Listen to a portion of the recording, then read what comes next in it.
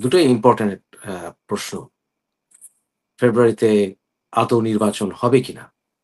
বাংলাদেশের রাজনৈতিক ভবিষ্যৎ কি? এবং বাংলাদেশের রাজনৈতিক ভবিষ্যতের সাথে কতগুলো অমীমাংসিত বিষয় আলোচনা করা দরকার। আমি শুধু কি পয়েন্টগুলো আলোচনা করে যাব। এর ভিতরে অন্যতম হচ্ছে আওয়ামী লীগের ভবিষ্যৎ কি? নির্বাচন হবে কিনা ফেব্রুয়ারিতে? আমার নিজস্ব অভিমত হচ্ছে আমি যেটা আগে বলেছি সেটাই। সেটা হচ্ছে ফেব্রুয়ারিতে কোনোভাবেই নির্বাচন অনুষ্ঠিত হবে বলে আমি মনে করি না। আমার এখনো অবস্থান সেখানেই। অনেকগুলো কারণ আছে। মূলত বাংলাদেশে সংস্কারের নামে যা ঘটছে তা হচ্ছে এনসিপি, বিএনপি, জামাত, বামপন্থী, জাতীয় পার্টি কোনো কিছুতেই কোনো মীমাংসা হয়নি। এবং এই দলগুলোর ভিতরে বৈরিতা বেড়েই চলেছে। বিএনপি যতখানি সম্ভব চেষ্টা করেছে এখন পর্যন্ত যে এই বৈরিতা না বাড়িয়ে এদের যতখানি সম্ভব এদের কে ছাড় দিয়ে নির্বাচনটা হয়ে যাক। এবং নির্বাচনটা হয়ে গেলে আ বিএনপি ক্ষমতায় যাবে। এরপর এই সরকার বর্তমান সরকার আ যা করছে এগুলো অনুমোদনের বিষয়টি আসবে এবং অনুমোদন না দিলে বর্তমান সরকার এবং বর্তমান সরকারের দোসররা মহা বিপদে পড়বে। এবং সুষ্ঠু নির্বাচন হলে বিএনপি নিরঙ্কুশ বিজয় নিয়ে আসবে। এটা হচ্ছে বিএনপির আত্মবিশ্বাস এবং আমার মনে হয় সবাই তাই মনে করে যে বিএনপি নিরঙ্কুশ বিজয় নিয়ে আসবে এবং পিয়ার পদ্ধতি না আনলে বিএনপিকে ঠেকানোর কোনো উপায় নেই। কারণ বাংলাদেশের অন্যতম আরেকটি বৃহত্তর রাজনৈতিক দল আওয়ামী লীগ এখন মাঠে নেই। মাঠে নেই বলতে সিনে নেই।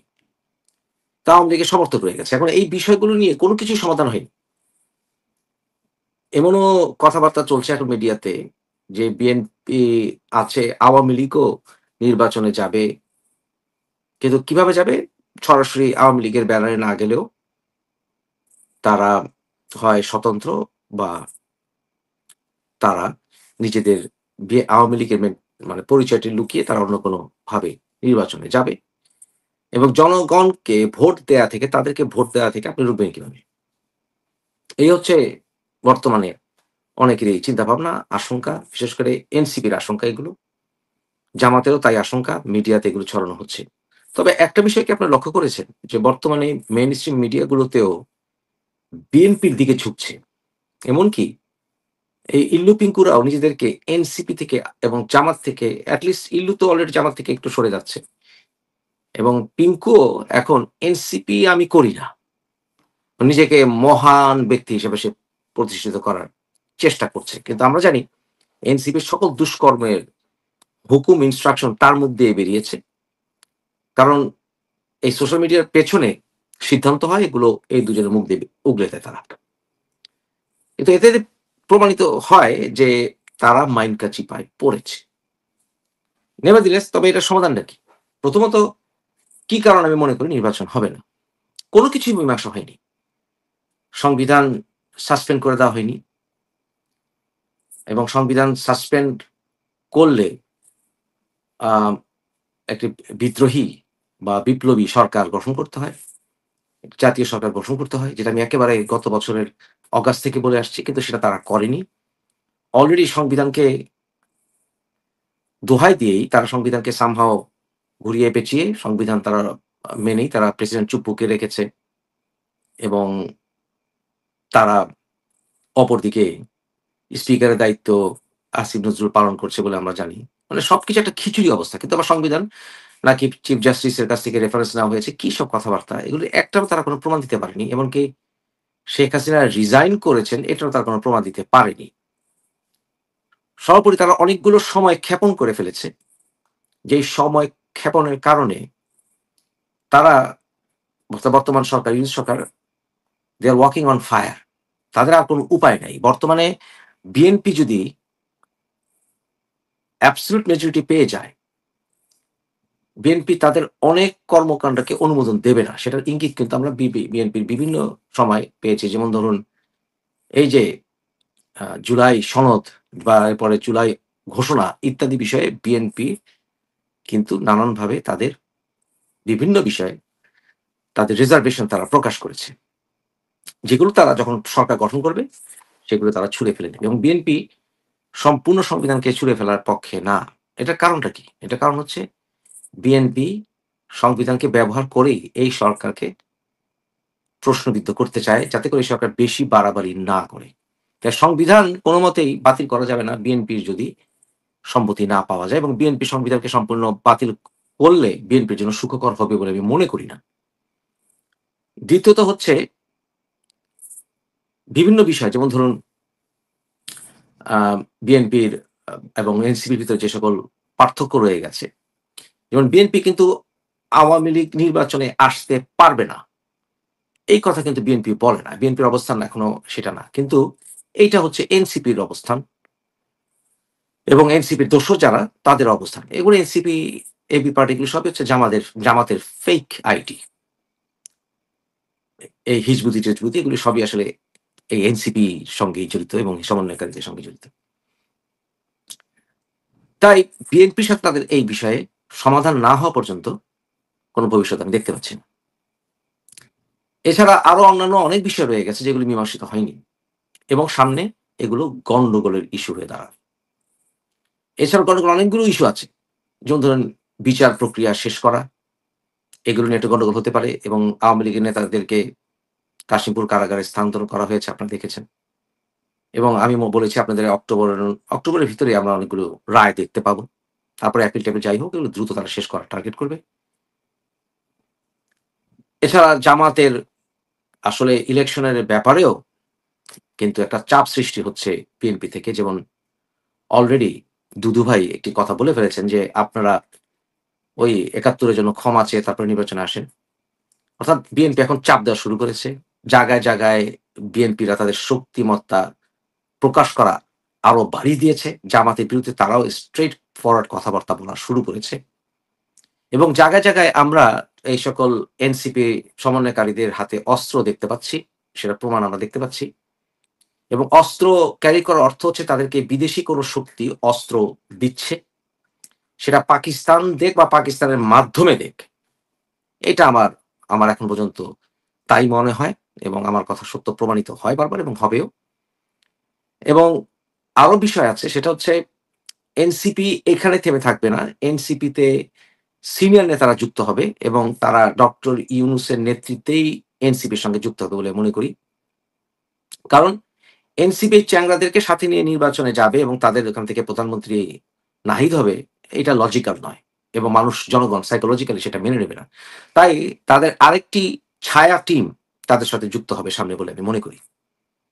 ডক্টর ইউনূসের অধীনে নির্বাচন সুষ্ঠু হওয়ার কোন চান্স নেই।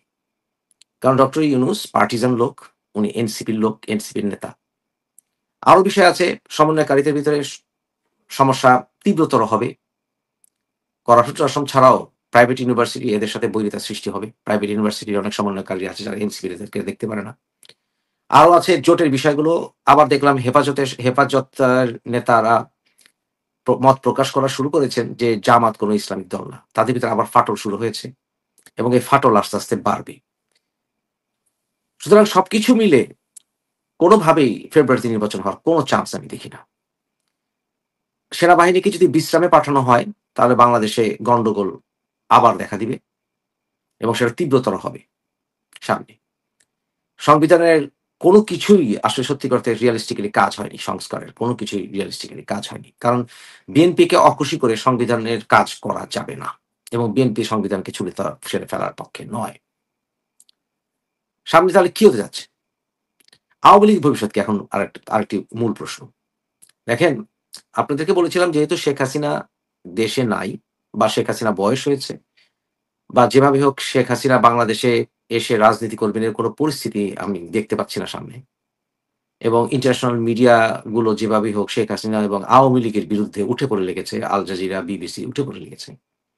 এবং যেই সাহায্যগুলো পাওয়ার আশা করেছিল আওয়ামী লীগ সেগুলো ঠিক পাওয়া যাচ্ছে না। যেমন ভারতের সঙ্গে ডোনাল্ড ট্রাম্প অ্যাডমিনিস্ট্রেশন এর দূরত্ব বেড়েই চলেছে। কিন্তু ট্রাম্প, হাউডি মোডি ইত্যাদির মাধ্যমে একসময় বলা হয়েছিল যে বোধহয় ট্রাম্প আওয়ামী লীগের পাশে এসে দাঁড়াবে ইন্ডিয়ার মাধ্যমে, কিন্তু সেটা দাঁড়ায়নি। সুতরাং সবকিছু মিলে এটার ভবিষ্যৎ ট্রাম্প কেন্দ্রিক সম্ভব নয় বলে মনে করি। তাহলে ভবিষ্যৎটা কি? আওয়ামী লীগের শেখ হাসিনা রিজাইন করা সম্ভব না। কেন সম্ভব না? কারণ আওয়ামী লীগে আমি মনে করেছিলাম যে শেখ হাসিনা যদি অন্য কাউকে ক্ষমতা দিয়ে দিতেন বা পার্টির প্রধান বানিয়ে দিতেন এবং উনি যদি রিটায়ার করতেন অথবা উনি সরে যেতেন, তাহলে কি হয়? কিন্তু এটা এজন্যই সম্ভব নয় যে শেখ হাসিনা, অনেকে মনে করেন যে শেখ হাসিনা ভারতের জন্য লায়াবিলিটিস হয়ে গেছেন। কিন্তু প্রবলেমটি হচ্ছে শেখ হাসিনা যদি এখন ক্ষমতা ভারতের আ উনারা জানে যে উনি আওয়ামী লীগ থেকে সরে গেছেন। তাহলে ব্যক্তি শেখ হাসিনা আর গুরুত্ব রাখবেন না ভারতের কাছে। এবং উনি স্পিরিচুয়াল লিডারও না দালাই লামার মতো যে উনি এতটা গুরুত্ব আর পাবেন। সেক্ষেত্রে উনার গুরুত্ব রাখতে হলে এবং উনার দলের অন্যান্য নেতা কর্মীদের আ সিকিউরিটি রাখতে হলে উনাকে পার্টির চিফ থাকতে হবে। শেখ হাসিনা ছাড়া অন্যান্য যে সকল নেতারা ভারতে আছেন আওয়ামী লীগের, হাজার, হাজার নেতারা। এনাদের আ কোনমতেই এনাদেরকে আসলে কাউকেই শেখ হাসিনা দল থেকে বহিষ্কার করতে পারবেন না। সেটা ওবায়দুল কাদের হোক, কামাল হোক, যারাই হোক। কেন পারবেন না? এজন্যই পারবেন না যে একজনকে যদি বহিষ্কার করা হয় তাহলে দলের ভেতরে কোন্দল সৃষ্টি হবে, ভয় সৃষ্টি হবে, সন্দেহের সৃষ্টি হবে, কনফিউশন এর সৃষ্টি হবে যে শেখ হাসিনা এরপর যেন কাকে দল থেকে বাদ করে দেন। এবং দলের ভিতরে ইন্টারনাল ফাটল দেখা দিবে। এইটা হচ্ছে আমার মনে হয়। তাই শেখ হাসিনা কাউকেই দল থেকে বহিষ্কার করবেন বলে আমি মনে করি না এখন আর। এবং সেটা করলে একটা ফাটল সৃষ্টি হতে পারে। এটা হচ্ছে আপনাকে প্র্যাকটিক্যাল কথা বলছি। উম আওয়ামী লীগ নতুনভাবে নেতৃত্বে এলে যারা কিনা প্রশ্নবিদ্ধ হয়েছে বা আওয়ামী লীগের ক্ষতি করেছে যে সকল নেতারা যেমন কামাল সাহেব, ওবায়দুল, এরা সবাই আওয়ামী লীগের অনেক ক্ষতি করেছেন। কিন্তু এনাদেরকে এখন বাদ দিলে যা বললাম দলের ভিতরে কনফিউশন সৃষ্টি হবে। তাই এটা করবেন বলে মনে হচ্ছে না এবং নতুন করে কোন কমিটি করবেন বলে আমার মনে হয় না শেখ হাসিনা। এবং আপনারা জানেন মমতা ব্যানার্জি উনি বলেছেন যে, "ভারতে বাঙালি মুসলিমদেরকে তোমরা তাড়াতে চাও।" মানে মোদী সরকারকে বলেছেন। সেখানে আওয়ামী লীগের এত লোক ভারতে এসে আশ্রয় নিয়েছে। এদের ব্যাপারে দেখি কিছু বলো না। দ্যাট মিনস বর্তমানে যে আওয়ামী লীগের হাজার, হাজার নেতাকর্মী, ছাত্রলীগ, যুবলীগ আছে ভারতে।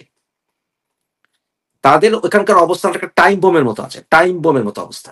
আপনারা জানেন স্বাধীনতা যুদ্ধের সময় ৮০ লক্ষের থেকে ১ কোটি মানুষ ভারতে আশ্রয় নিয়েছিল বাংলাদেশ থেকে এবং তাদের ৮০% ছিল হিন্দু। তারপরেও এই স্বাধীনতা যুদ্ধকালীন সময় ৭১ এর একেবারে শেষের দিকে বিশেষ করে অগাস্ট সেপ্টেম্বরের পর থেকেই ভারতে বাংলাদেশীদেরকে বাংলাদেশে ফেরত পাঠাও এবং এই সমস্যার সমাধান করো। এই বলে একটা চাপ এসছিল ভারত সরকার, ইন্দিরা গান্ধী সরকারের উপরে। তাই এনি টাইম এটা ব্লাস্ট করতে পারে যে বাংলাদেশীদেরকে এখান থেকে তাড়াও। এবং সেই সময় মোদী সরকার একটা বিপদে পড়তে পারে এবং যত সময় যাবে ধরেন ভারতের মানে যেকোনো নির্বাচন, স্থানীয় সরকার নির্বাচন, সংসদ নির্বাচন, যেকোনো নির্বাচনের সময়ই এই চাপটা বাড়বে। মানে আওয়ামী লীগের লোকদেরকে ফেরত পাঠাও দেশে।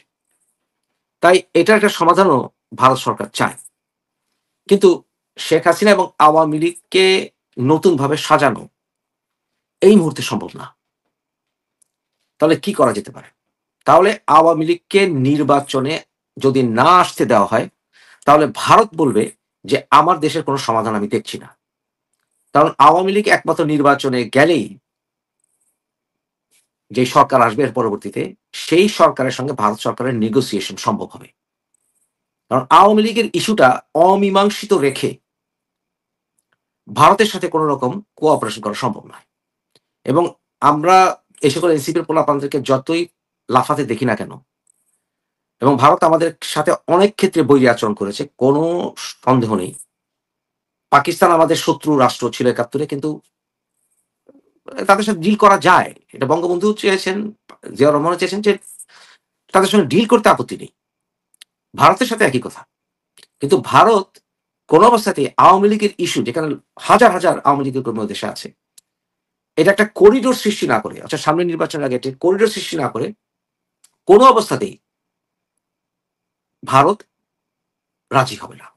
এবং এত বড় একজন নেইবার আমাদের পার্শ্ববর্তী দেশ, এদের সাথে এদের দিকেও যদি আমরা দেখি যে বাংলাদেশের হাজার, হাজার প্রায় লক্ষ বাংলাদেশী